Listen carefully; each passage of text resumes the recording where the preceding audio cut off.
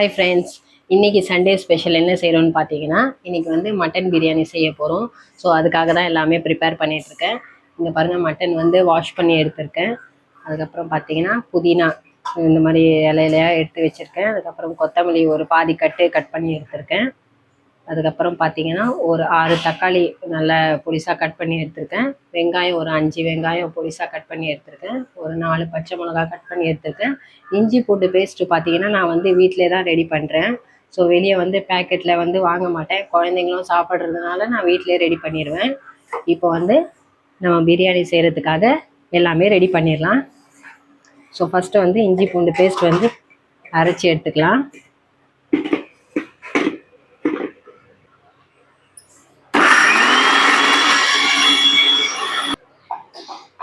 பாருங்கள், நல்லா வந்து அரைப்பட்டுச்சு. இப்போ வந்து ஒரு பவுலில் நம்ம வந்து மாற்றிக்கலாம்.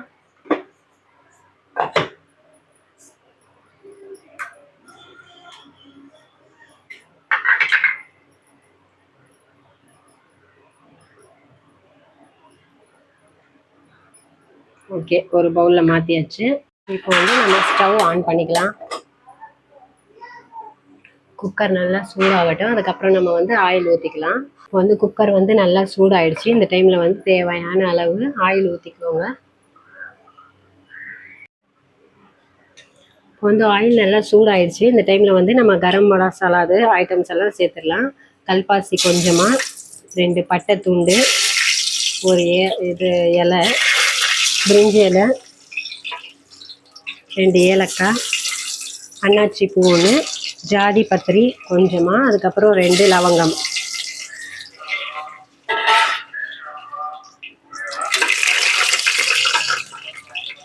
இப்போ வந்து நம்ம வெங்காயத்தை சேர்த்துடலாம்.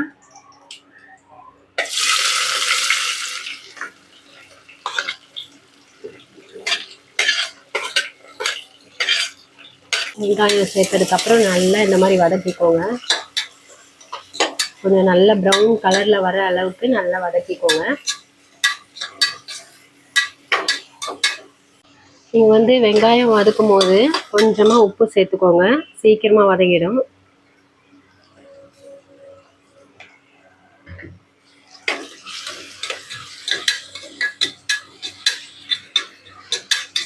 நல்லா வதக்கிக்கோங்க. வெங்காயம் கலர் பாருங்கள் நல்லாவே சேஞ்ச் ஆகிடுச்சு. இந்த டைமில் வந்து நம்ம கொத்தமல்லி புதினா கொஞ்சமாக சேர்த்துக்கலாம்.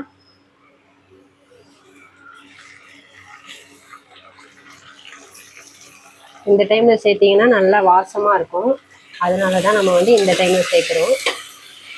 புதினா கொத்தமல்லியும் நல்லா வதக்கியாச்சு. இந்த டைமில் வந்து நம்ம தக்காளி பச்சை மிளகாய் 2மே சேர்த்துடலாம்.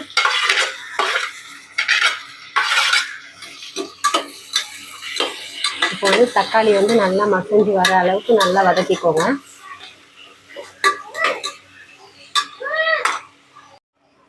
பாருங்கள், தக்காளியும் வந்து நல்லா மசிஞ்சு வந்துருச்சு. இந்த டைமில் வந்து நம்ம இஞ்சி பூண்டு பேஸ்ட்டு ஒரு 2 டேபிள் ஸ்பூன் போட்டுக்கலாம்.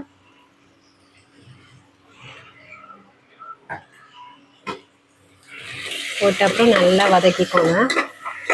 நல்லா இப்படியே பிரியாணி ரெடி ஆன மாதிரி நல்லா வாசனை வருது.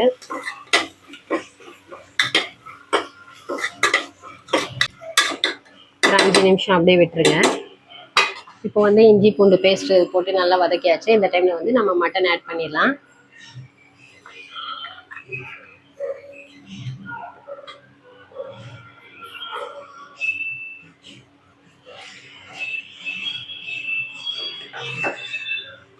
மட்டன் ஆட் பண்ணதுக்கப்புறம் இந்த மசாலா எல்லாமே நல்லா வெங்காயம் தக்காளி வந்து அதில் நல்லா மிக்ஸ் ஆகணும். அந்த அளவுக்கு நல்லா மிக்ஸ் பண்ணிவிட்டு நல்லா கிளறிக்கோங்க.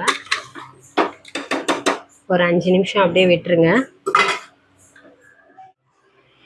இப்போ வந்து பாருங்கள், மட்டன் சேர்த்ததுக்கப்புறம் ஓரளவுக்கு வெந்திருக்கு. இந்த டைமில் வந்து நம்ம மசாலாலாம் ஆட் பண்ணிடலாம். கொஞ்சமாக மஞ்சத்தூள். நான் வந்து ஆல்ரெடி இதில் பச்சை மிளகா வந்து ஒரு 4 சேர்த்துருக்கேன். அதனால் மிளகாத்தூள் கொஞ்சமாக சேர்க்குறேன். ஏன்னா சின்ன பசங்க இருக்கிறதுனால சாப்பிட மாட்டாங்க காரமாக இருந்துச்சுன்னா. மட்டன் மசாலா கொஞ்சமாக சேர்த்துக்கிறேன். கரம் மசாலா கொஞ்சம் சேர்த்துக்கிறேன். இந்த மசாலாலாம் சேர்த்ததுக்கப்புறம் நல்லா மிக்ஸ் பண்ணிக்கோங்க.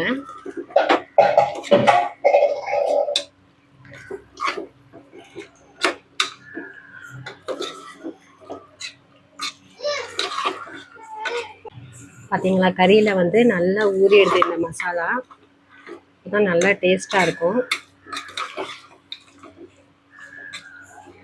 ஒரு 5 நிமிஷம் அப்படியே விட்டுருங்க. ஸோ பாருங்கள், கறி வந்து நல்லா வெந்திருக்கு. ஒரு பாதி முக்கால் அளவுக்கு வெந்துடுச்சு மசாலா ஆட் பண்ண அப்புறம். இந்த டைமில் வந்து நம்ம 3/4 கப்பு தயிர் வந்து இதில் சேர்த்துடலாம்.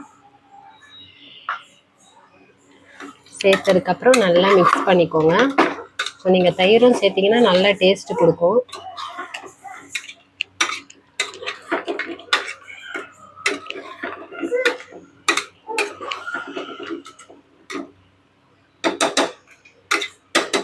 திருப்பி ஒரு 5 நிமிஷம் அப்படியே விட்டுருங்க. இந்த டைமில் வந்து நம்ம தண்ணியை ஆட் பண்ணிடலாம். நான் வந்து இந்த மெஷர்மெண்ட் கப்பில் வந்து 3 கப் அரிசி எடுத்திருக்கேன். ஸோ 1 கப் அரிசிக்கு வந்து 2 கப் தண்ணி ஊற்ற போகிறேன். ஸோ 6 கப் ஊற்ற போகிறேன் இப்போது.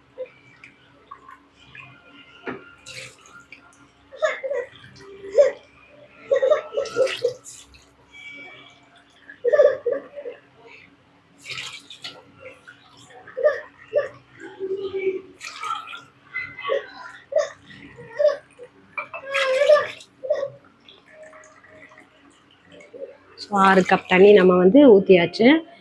நல்லா மிக்ஸ் பண்ணதுக்கப்புறம் இந்த டைமில் வந்து நம்ம உப்பு சேர்த்துடலாங்க.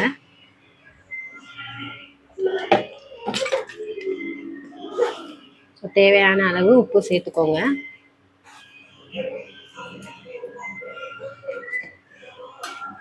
உப்பு சேர்த்ததுக்கப்புறம் ஒரு வாட்டி கிளறிக்கோங்க. ஸோ இந்த டைம்லேயே நீங்கள் வந்து உப்பு, காரம், டேஸ்ட் எல்லாமே பார்த்துக்கோங்க.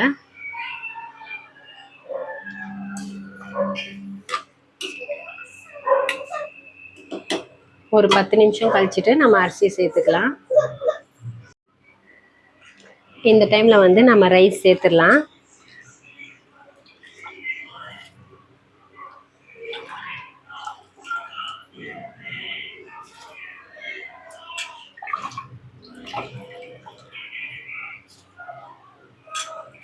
ரைஸ் சேர்த்ததுக்கப்புறம் நல்லா மிக்ஸ் பண்ணிடுங்க.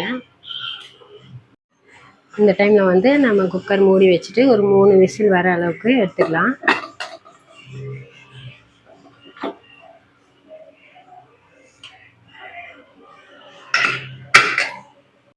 இப்போ ரைஸ் சேர்த்ததுக்கப்புறம் வந்து நம்ம குக்கர் மூடி வச்சுருக்கோம். இந்த டைமில் வந்து நம்ம ரைத்தா ரெடி பண்ணிடலாம். அதுக்கு வெங்காயம் கட் பண்ணி எடுத்துக்கிறேன்.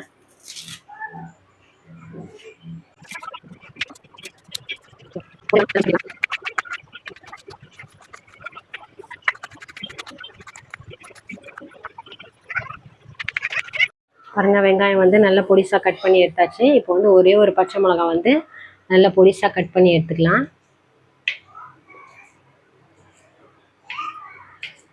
என் பையனுக்கு பச்சை மிளகா போட்ட அப்புறம் சாப்பிடுவானான்னு தெரில. வாயில் வந்துச்சுன்னா ஒரே ஆகும்னு கத்துவான்.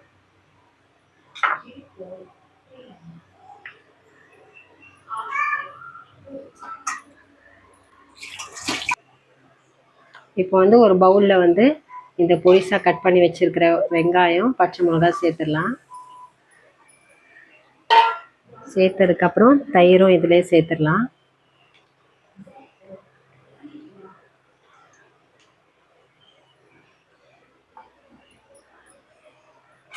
நல்லா ஒரு ஸ்பூனில் வந்து நல்லா மிக்ஸ் பண்ணிக்கோங்க. ரொம்ப கட்டியாக இருந்துச்சுன்னா கொஞ்சமாக தண்ணி சேர்த்துக்கோங்க.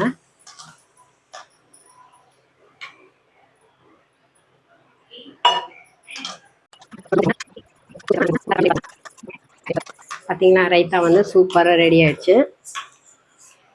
கொஞ்சமாக கொத்தமல்லி மேலே தூவி விட்டுக்கோங்க. ஸோ நல்லா டெக்கரேட் பண்ணி மாதிரி ஆயிரும். அவ்வளோதான், ரைத்தா ரெடி ஆயிடுச்சு. 3 விசில் வச்சு எடுத்தாச்சு. இப்போ வந்து ஓப்பன் பண்ணி பார்த்துடலாம். வாவ், சூப்பராக ரெடி ஆயிடுச்சு பார்த்தீங்களா. இப்போ வந்து நம்ம கொத்தமல்லி தூவி எடுத்துக்கலாம் கொஞ்சம். இப்போ வந்து தட்டில் பிரியாணியை போட்டு சாப்பிட ஆரம்பிச்சிடலாம். என்ன பாப்பா? பிரியாணி செம்ம வாசனை. இது பார்த்ததுமே இன்னும் பசிக்க ஆரம்பிச்சிச்சு. தக்ஷிமா சாப்பிட்றலாமா?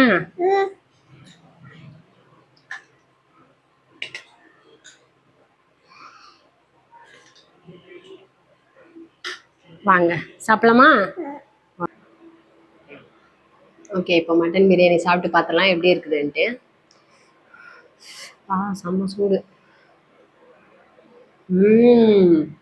செம்ம டேஸ்ட்டு.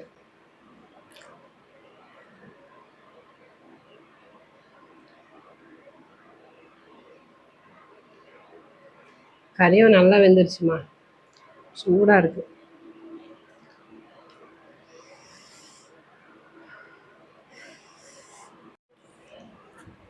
செம்ம டேஸ்ட்டுங்க பிரியாணி.